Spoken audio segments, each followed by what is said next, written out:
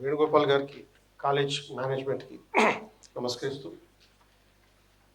మిమ్మల్ని అందరినీ ఇక్కడికి పంపించినటువంటి మీ తల్లిదండ్రులకి నమస్కరిస్తూ, అలాగే మీకు ప్రతిరోజు పాఠం చెప్తున్నటువంటి, చదువు చెప్తున్నటువంటి మీ టీచర్లకి నమస్కరిస్తూ ఈ సెషన్ ప్రారంభిద్దాం.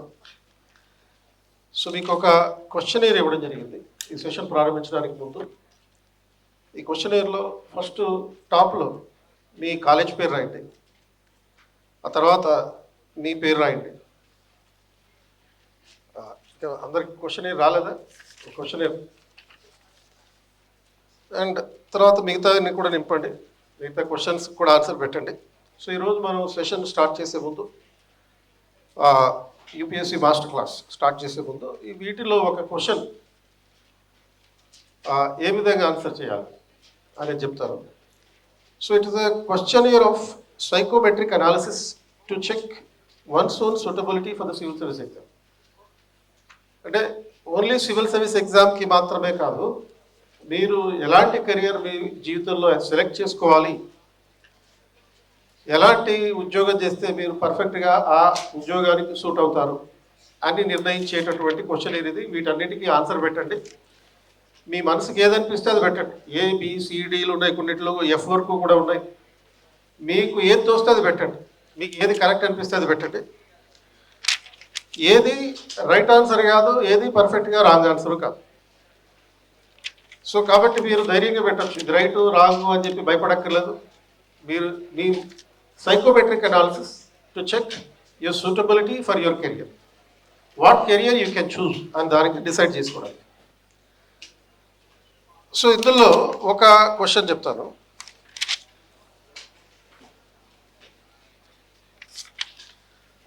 So over the leaf second పేజ్లో 6th క్వశ్చన్ ఉంది చూడండి. సెకండ్ పేజ్లో you are a civil service aspirant and qualified for the interview. అంటే ప్రిలిమ్స్ అయిపోయింది, మెయిన్స్ అయిపోయింది, ఇంటర్వ్యూకి సెలెక్ట్ అయ్యారు. You are very confident about your written exam. You are also confident about your scoring good marks in the interview. You are also a chess champion. You are qualified for the finals of the World Chess Championship. మన గుకేష్ లాగా మీరు కూడా world chess ఛాంపియన్కి qualify అయ్యారు. Incidentally the date of UPSC interview and the world chess finals fell on the same day. ఈ రెండు ఒకరోజు వచ్చినాయి. Interview అదే రోజు ఉంది, ఈ చెస్ ఛాంపియన్షిప్ ఫైనల్ కూడా అదే రోజు ఉంది. So question is what will you do అంటే ఈ రెండిట్లో ఏది అటెండ్ అవుతాం?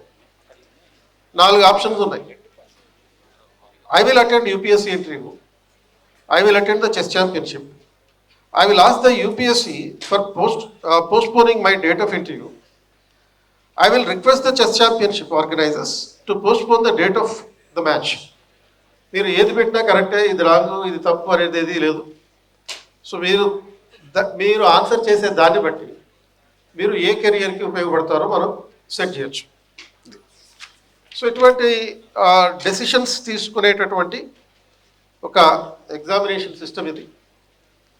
సో ఈ ఎగ్జామ్ రాస్తే ఐఏఎస్ యూపీఎస్సీ ఎగ్జామ్ రాసి ఐఏఎస్ అవ్వచ్చు, ఐపీఎస్ అవ్వచ్చు, ఇండియన్ రెవెన్యూ సర్వీస్ సాధించవచ్చు.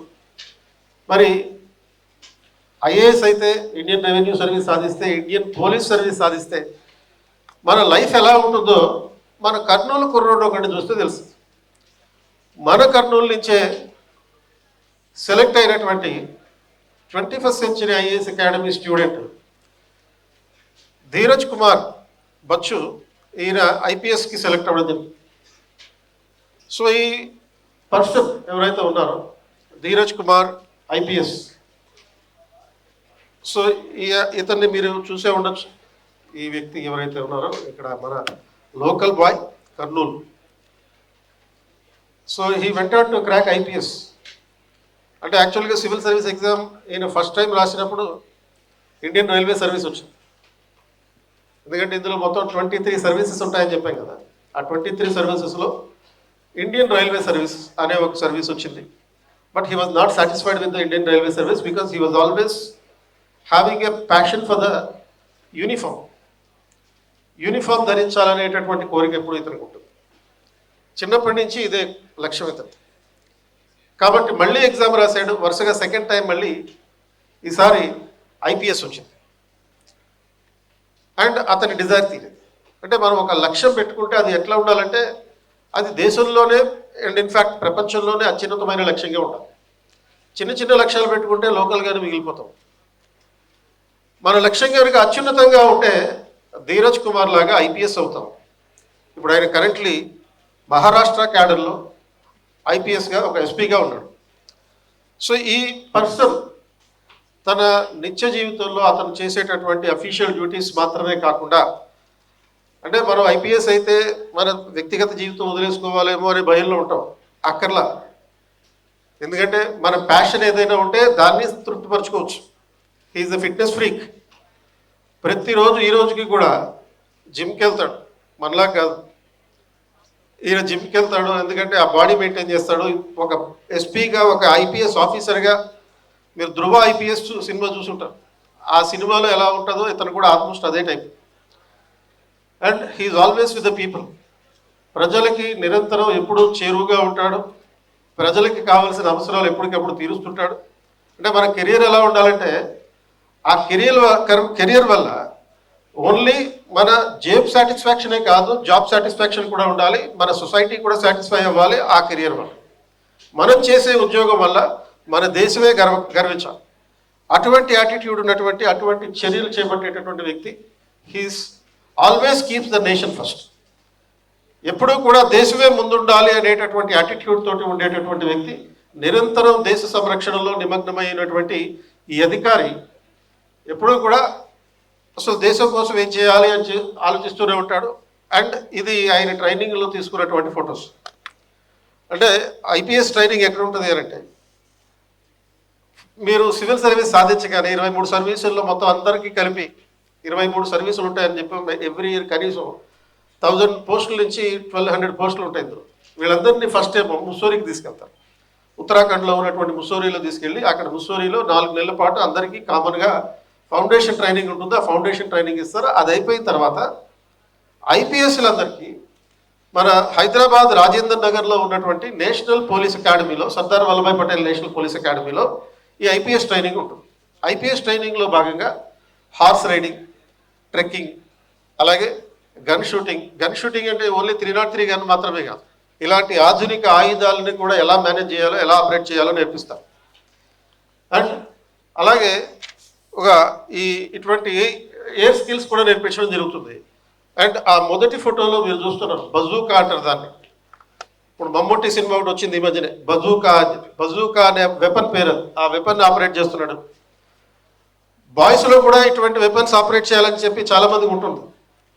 అండ్ డెఫినెట్లీ ఇటువంటి కొత్త కొత్త రకాల వెపన్స్, భారతదేశం ఏదైతే కొత్త వెపన్స్ తయారు చేస్తుందో ఆ వెపన్స్ అన్నింటినీ ఐపీఎస్ ఆఫీసర్లకు ఇచ్చి వాటిలో ట్రైన్ చేస్తుంది. As I told you already, మీకు ఏవైనా ఇష్టం ఉంటే అవి వదులుకోవాల్సినటువంటి అవసరం లేదు. ఇతనికి ఫుట్బాల్ అంటే ఇష్టం, ఫుట్బాల్ ఆడతాడు, ఇప్పటికీ కూడా ఆడుతున్నాడు. అలాగే గోల్ఫ్ అంటే ఇష్టం, గోల్ఫ్ ఆడుతున్నాడు. అంటే ఈ కెరియర్ ఇంప్రొవైజేషన్, కెరియర్ అట్రాక్షన్స్ అంటాం. ఇటువంటి ఈ కెరియర్ అట్రాక్షన్స్ అన్నీ కూడా మన జీవితంలో భాగమే, ప్రొఫెషనల్ లైఫ్లో భాగమే. ఎందుకంటే పోలీస్ అకాడమీలో ఇటువంటి కోర్స్ చాలా ఉంటాయి. And he is one of our students, 21st century సంబంధించినటువంటి విద్యార్థుల్లో ఒకడు. అండ్ సో ఈ పర్సన్ ఎవరైతే ఉన్నారో ఇతను చేసేటటువంటి ప్రయత్నం ఏముంది, ఇప్పుడు మీకు ఇచ్చినటువంటి క్వశ్చనీర్లో ఏవైతే క్వశ్చన్స్ ఉన్నాయో ఆ క్వశ్చన్స్ అన్నింటినీ పర్ఫెక్ట్గా ఆన్సర్ చేయగలిగేటటువంటి వ్యక్తి. ఇప్పుడు మీకు సోనూ సూద్ తెలుసు. సోనూ సూద్ అంటే ఆయన ఆల్మోస్ట్ అపర కర్ణుడు, కలియుగ కర్ణుడు, ఇలాంటి బిరుదులన్నీ పెట్టారు. ఎందుకంటే సోనూ సూద్ మన లాక్డౌన్ టైంలో చాలామందికి చాలా ఆర్థిక సహాయం చేశాడు. అండ్ ఈ వ్యక్తి ఈ రివర్స్ మైగ్రెంట్ లేబర్కి కావాల్సినట్టుగా ఒక 2 బస్సులు వేసి వాళ్ళ ఊర్లోకి పంపించాడు. అవసరం అనుకున్న వాళ్ళకి చాలామందికి సహాయం చేశాడు. ఇదంతా అయిపోయింది, ఇది ఒకవైపు. అండ్ చివరిలో అతను ఏం చేశాడంటే ఆమ్ ఆద్మీ పార్టీలో మెంబర్షిప్ తీసుకున్నాడు, వాళ్ళకి సపోర్ట్ చేస్తామని చెప్పాడు. ఆ తర్వాత సోనూ సూద్ మీద కొన్ని ఇన్కమ్ ట్యాక్స్ రైట్స్ అయినాయి. అతన్ని టార్గెట్ చేస్తూ మీరు ఇన్కమ్ ట్యాక్స్ కట్టట్లేదు, మీరు ఎన్ఆర్ఐల దగ్గర నుంచి సుమారుగా 21 కోట్ల రూపాయలు మొబిలైజ్ చేశారు. మీరు మొబిలైజ్ చేసిన దాంట్లో నుంచి కేవలం 1,60,00,000 మాత్రమే మీరు ఖర్చు పెట్టింది. మిగతా 18 లక్షల పరిస్థితి ఏంటి? ఆ మిగతా 18 లక్షల రూపాయల పరిస్థితి ఏమైంది? వాటిని ఏం చేశారు? అలాగే ఈయనకి ఒక ఎన్జిఓ ఆర్గనైజేషన్ సూత్ ఫౌండేషన్ అని ఒకటి పెట్టాడు. ఈ సూత్ ఫౌండేషన్లో సుమారుగా 400 కోట్ల రూపాయలు వివిధ రకాల కంపెనీల నుంచి విరాళాలుగా వచ్చాయి. విరాళాలుగా వస్తే దాని నుంచి పర్సనల్ లోన్ అని చెప్పి ఈయన 300 కోట్లు క్యాష్ డ్రా చేశాడు. మరి దాని పరిస్థితి ఏంటి? అండ్ ఈ ప్రాసెస్లో ఈ మధ్యకాలంలో ఆయనకి సినిమాలు లేవు. మొన్ననే ఒక సినిమా వచ్చింది, ఫతే అనే ఒక సినిమా వచ్చింది. ఆ సినిమాని ఆల్మోస్ట్ ఒక 70 కోట్లు పెట్టి ఈయనే ప్రొడ్యూస్ చేసుకున్నాడు, ఈయనే డైరెక్షన్ వహించాడు, ఇతనే కథ రాసుకున్నాడు, అండ్ అతనే హీరో. సినిమా చూసుకున్నది కూడా అతను ఒకడే. ఆ సినిమా హిట్ కాలే. అంటే మరి ఈ మొత్తం స్టోరీలో నేను చెప్పేది ఏంటంటే, సోనూ సూద్ ఒకవైపు ఏమో ఫిలాంథ్రపిస్ట్ అంటే ఏంటి? మానవ సేవలు చేసేవాడు.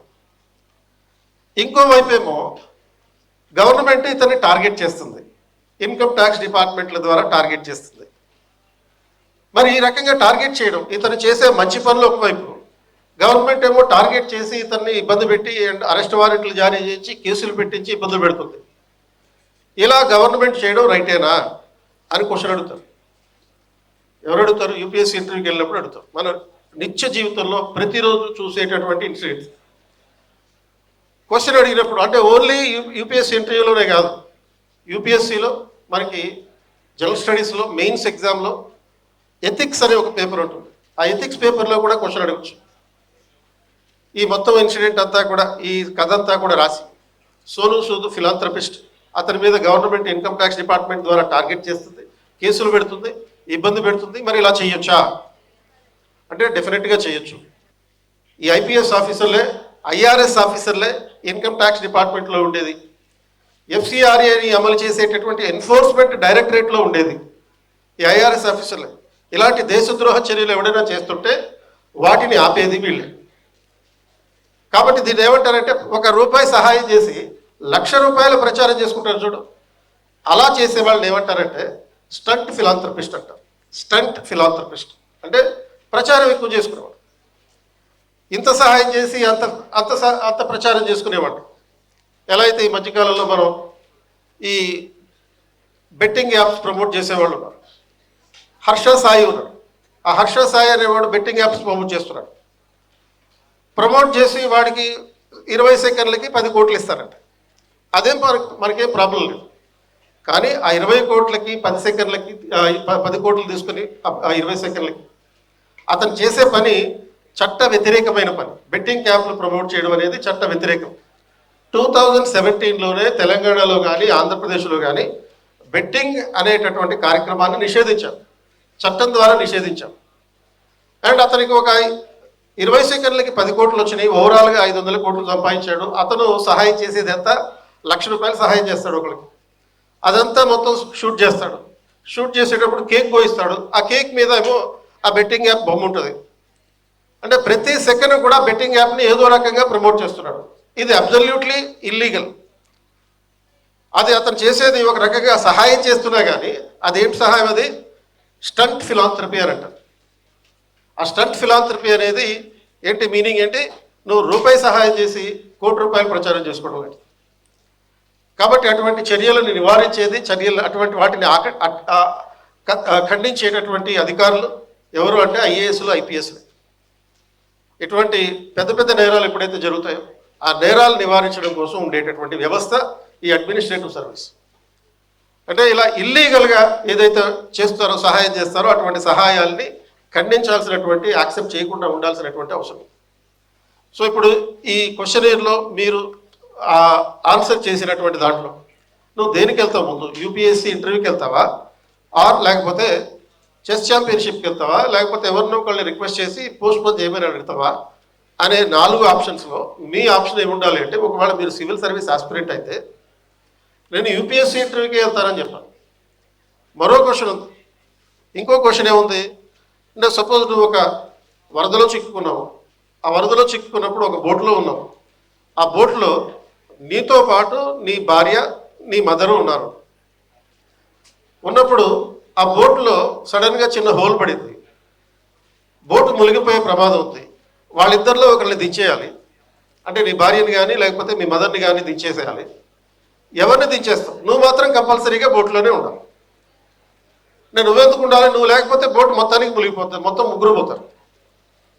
మరి ఎవరిని దించుతావు అనేది అక్కడ క్వశ్చన్. ఇది క్వశ్చన్ నెంబర్ 5. మరి సో ఈ సిచ్యువేషన్లో నువ్వుంటే ఏం చేస్తావు అని చెప్పి అడుగుతారు క్వశ్చన్. యూపీఎస్సీ ఇంటర్వ్యూలో అడగచ్చు, లేకపోతే ఎథిక్స్ పేపర్లో అడగచ్చు. న్యాచురల్గానే నేనుంటే ఏం చేస్తానంటే మా భార్యను దించేస్తానని చెప్పేవనుకో, అదేం తప్పు కాదు. కానీ జస్టిఫై చేసుకోవాలి నీ ఆన్సర్. నీ ఆన్సర్ జస్టిఫికేషన్ ఉండాలి. జస్టిఫికేషన్ ఎలా చేసుకోవాలి అంటే అది లీగల్గా ఉండాలి అండ్ ఎథికల్గా ఉండాలి, చట్టబద్ధంగా ఉండాలి నీ ఆన్సర్. అండ్ దాది సపోర్ట్ చేసుకునేటట్టుగా ఉండాలి. అంటే దీనికి మోస్ట్ ప్రాబబ్లీ సైకోమెట్రిక్ అనాలిసిస్ ప్రకారం దీనికి పెట్టాల్సిన ఆన్సర్ ఏంటి అంటే నా మద్దతు దించేస్తానండి. ఎందుకంటే ఏదైతే మనం జనరల్గా రైట్ అనుకుంటామో అది రైట్ కాకపోవచ్చు. సివిల్ సర్వీస్ ఎగ్జామ్లో అదే ప్రాబ్లం. జనరల్గా మనం రైట్ అనుకునేటటువంటిది అది ఖచ్చితంగా రైట్ కాకపోవచ్చు. సర్వసాధారణంగా మనం ఏం చేస్తామంటే ఇట్లా మా మదర్ని కాపాడుతాను, భార్యను దించేస్తాననేది. బట్ అది కామన్ సెన్స్, నార్మల్గా ఉండేటటువంటి వాడు చేసేటటువంటి ఆన్సర్. కానీ సివిల్ సర్వీస్ ప్రిపేర్ అయ్యేవాడు లాజికల్గా మాత్రమే కాకుండా లీగల్గా కూడా ఆలోచించాలి. అది ఎథికల్గా కూడా కరెక్ట్ అయి ఉండాలి. ఎందుకని మదర్ని దించుతాం? ఎందుకని మదర్ని దించడం జరుగుతుంది అంటే mother can understand your obligations, mother can see the future. అమ్మని దించడంలో ఉద్దేశం ఏంటి అంటే నీ అబ్లిగేషన్స్ ఏంటో ఆవిడకి అర్థమవుతాయి. నువ్వు దిగే పరిస్థితి లేదు, నువ్వు ఆత్మహత్య చేసుకుంటే ఇద్దరు పోతారు, నువ్వు దూకేసేవంటే ఇద్దరు పోతారు. మరి అటువంటి పరిస్థితుల్లో ఆవిడే దిగిపోతానంటది ముందే. ఒకవేళ నువ్వే దిగాలి అమ్మా, నువ్వు చెప్పాల్సి వచ్చినా చెప్పాలి. అది అప్లికేషన్ కంపల్సరీ కండిషన్స్లో చెప్పాలి. She can understand your application. అంతేకాకుండా తనకి భవిష్యత్ అనేది చాలా తక్కువ ఉంది, తన కోడలికి భవిష్యత్తు ఎక్కువ ఉంది అనేటటువంటి ఉద్దేశంతో కూడా అవి అర్థం చేసుకునేటటువంటి పరిస్థితి ఉంటుంది. ఈ ఆన్సర్ చెప్పినందుకు, ఇలాంటి ఆన్సర్ చెప్పినందుకే ధీరజ్కి సర్వీస్ వచ్చింది. అంటే ఎంత లాజికల్గా ఆలోచించాలి, లీగల్గా ఆలోచించాలి, ఎథికల్గా ఆలోచించాలి. సో ఇటువంటి ఆలోచన స్థాయి కనుక, ఆలోచన ధోరణి కనుక లేకపోతే దాన్ని ఇంప్రూవ్ చేయడానికి మేము 21st century is always with you to improve your legal capabilities as well as ethical capabilities, ethical skills. ఈ నైతిక విలువల్ని అలాగే చట్టబద్ధమైన సామర్థ్యాన్ని పెంచేటటువంటి ఉద్దేశంతోనే ఇందాక అనౌన్స్ చేసినట్టుగా మీకు 12 యూపీఎస్సీ మాస్టర్ క్లాసెస్ ఇవ్వడం జరుగుతుంది. సివిల్ సర్వీస్ క్లబ్ ఏర్పాటు చేయడం ద్వారా ఆ 12 సెషన్స్లో ఓవరాల్గా అసలు సివిల్ సర్వీస్ ఎలా ప్రిపేర్ అవ్వాలి, ఏ సబ్జెక్టులు ఉంటాయి, history, polity, economy, geography, science and technology, environment, ethics, ఇలాంటి సబ్జెక్టులు ఉన్నాయి. ఆ సబ్జెక్టులు ఎలా చదవాలి, దానికి సంబంధించిన పుస్తకాలు ఎలా ఉంటాయి, అండ్ దానికి సంబంధించినటువంటి ప్రీవియస్ ఇయర్ క్వశ్చన్స్ ఏంటి, వీటన్నిటిని చదివితే మనం స్టేట్ లెవెల్లో జరిగే గ్రూప్ 1, గ్రూప్ 2 ఇలాంటి ఎగ్జామ్స్ కూడా ఎలా రాయొచ్చు. సో ఇటువంటి అంశాలన్నిటికీ సంబంధించినటువంటిదే UPSC civil service club. So దీన్ని ఎవరైతే ఈ క్వశ్చన్ రాశారో వాళ్ళందరూ కంపల్సరీగా అది రిటర్న్ చేయండి. So that we will give you a psychometric analysis of your personality to check your suitability to the civil service and your other careers. All the best.